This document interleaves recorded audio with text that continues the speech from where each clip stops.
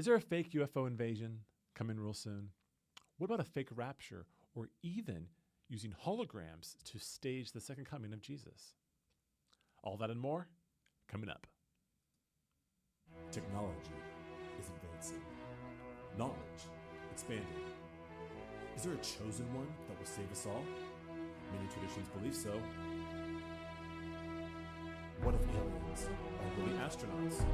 If giants were real, are other mythical creatures real? These topics and more on Awakening. All right, welcome to Awakening, where we talk about prophecy, religion, conspiracy, and opinion. I am your host, Isaac Slayton. So, today we're going to be discussing, well, first off, I just want to say thank you guys so much for listening to this. Is my very first podcast episode ever. And I'll be discussing all kinds of different strange things. This is the first episode I wanted to discuss about Project Bluebeam. I first found out about it like several years ago, back when I was doing a whole bunch of research on one world government and everything. But apparently recently it has been trending on social media lately. So I figured it's a great time to resurface the topic. So today we're going to be discussing the mysterious and controversial topic, Project Bluebeam, right? So could this government-funded project be manipulating the masses? Is it a conspiracy theory or a real-life threat? We'll be exploring this topic in today's episode. Now, this goes back to 1994. There was a Canadian journalist, Serge, I don't know how to pronounce his last name. But anyway, according to Serge, the theory states that there is a plan preparing to implement a technological, advanced psychological control system. Well, there's a mouthful. Using advanced forms of mind control and 3D graphic projections, as well as manipulation using sound waves and frequency to create a fake second coming of a deity, as well as the rapture. He believed that this would be used to manipulate the masses into accepting a unified world government, as well as a new world religion.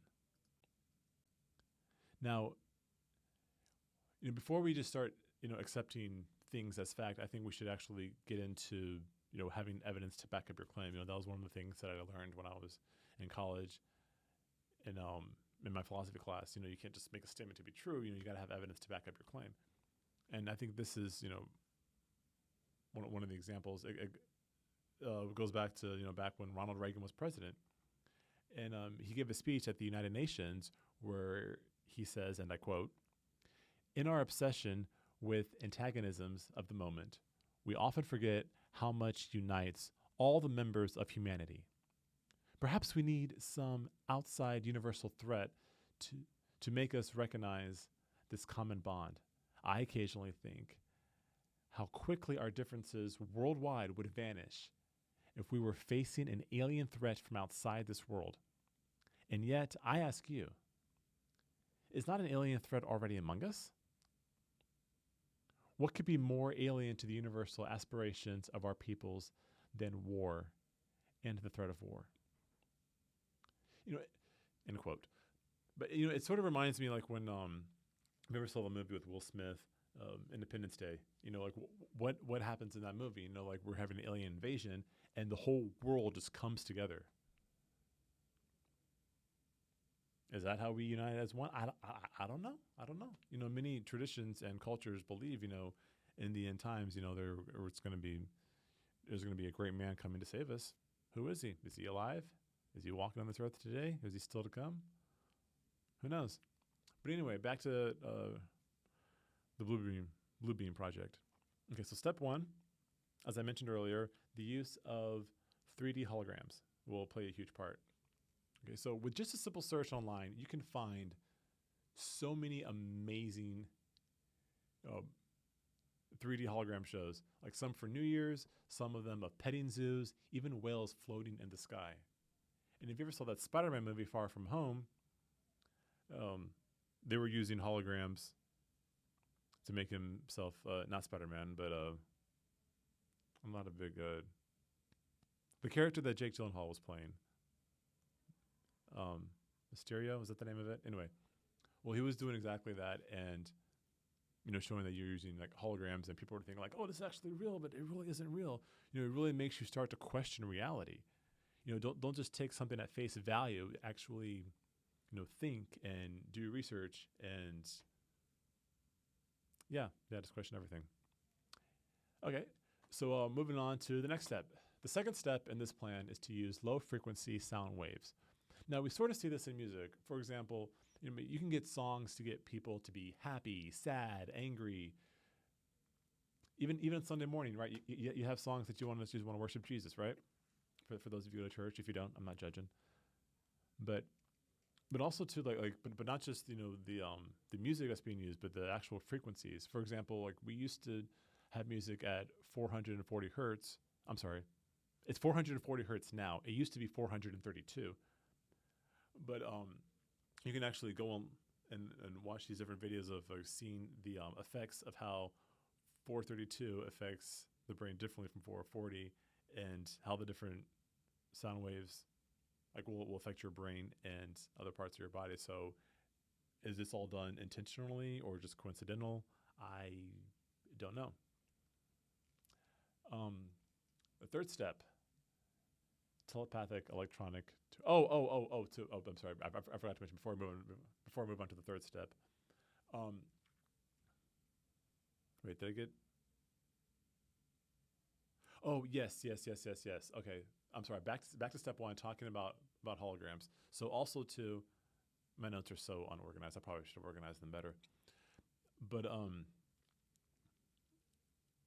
apparently, so if a country is primarily Christian, people are going to see the face of Jesus. If it's primarily Buddhists, are going to see Buddha and so on. But eventually, you're going to see all these faces merge into one, and it's going to be the new face of the new Messiah who's going to come and save us as we enter in a new age. Because right now we are at the end of the age of Pisces, the age of the church, and we are transitioning right now into Aquarius. There is debate whether or not we have already started or it's still to come. But until we have an agreement, I'm just going to say we're transitioning into Aquarius. Because the age of the church, Pisces, the two fish, right? How many times in the Bible is the feeding of the 5,000 with 5 loaves and 2 fish, and you got the Jesus fish, and the Pope's hat is a fish's mouth. Like it's all coming together. Okay, third step is the use of telepathic electronic two-way communication, which would allow people's thoughts to be monitored and controlled by transmitting thoughts and ideas directly into people's minds, effectively making them believe they are receiving divine messages from a higher power, furthering the manipulation of their beliefs. For example, if you are praying, you may think you are praying to God or whoever you pray to. However, you may not be. And when God or whoever it is responding, may not be God responding. It could be something else. And that kind of reminds me, with some songs that you'll hear, if you play them in reverse, you'll get this secret message. So and subliminal messaging has been going on for a while. And before they become public about certain technology, they're already a lot more advanced. For example, we can go on Google Earth and look at someone's house, and everyone can do that. So if we can do that, then the government obviously has a lot more advanced technology than that. Okay, now the fourth and final step in Project Bluebeam, as proposed by this Canadian guy that I cannot pronounce his last name, all right, is to create natural disasters through advanced technology. These manufactured disasters would be used to further manipulate and control the population as well. JFK once said that we need to have control over the weather. And today, now we actually have cloud seeding where we can actually make it rain if we really wanted to. Now, originally it was supposed to be used, for crop, say if it's in a desert, and well, not if you have a crop in the desert, but if it's like difficult for actually to get water to where you're at, and you need your crops watered, then sure, I can see how that could help farmers all over the world. But technology like this in the wrong hands.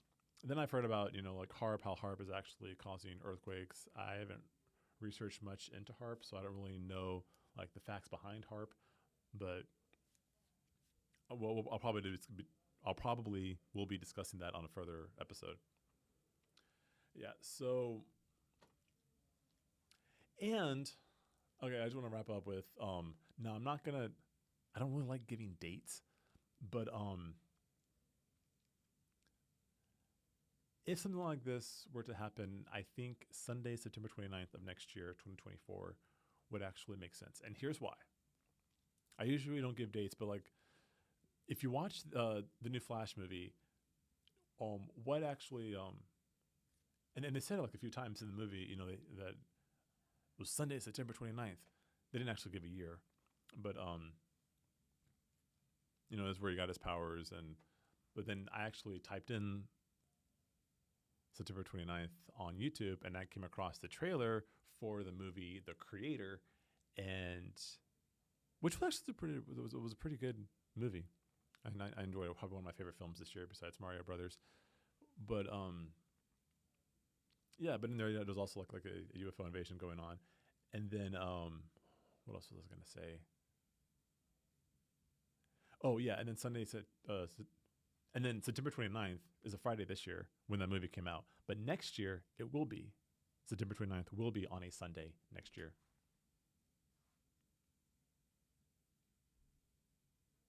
So I don't know. Like I'm not saying that is going to happen, but especially with like what's been going on at the UN. So like apparently in September of next year, the UN is voting on deciding whether or not to grant the Secretary General emergency powers. Yeah, it's like we're living in the Star Wars universe, and they are making Secretary General Palpatine. Like it's insane. Like on deciding like what to do on if we have like an alien threat or communication goes down, satellites, cell phones, whatever. And I will be discussing more of that in the next episode. But anyway, I just want to say, I could talk for hours. That's why I decided to start this podcast. And I know I talked about starting a podcast a couple years ago, but I just kept putting it off. But I'm like, you know what? I'm going to do it. I'm going to start the podcast here and now. And so here we are. Yeah, it is Wednesday, October 25th, 5:06 p.m. I am just finishing this my first episode, so I'll be uploading it up soon, and hope you guys enjoy it. Make sure you click the like button, subscribe, follow, everything, all of that, and I want to keep this going. Thanks. So remember, the next time you hear, smell, taste. I'm sorry. I'm sorry, it's been a long day. But okay, so the next time you see, hear, smell, taste, or touch, always question, like, is it real? Like, are we living in the Matrix? But anyway, thank you guys so much for joining us on this journey into the world of Project Bluebeam.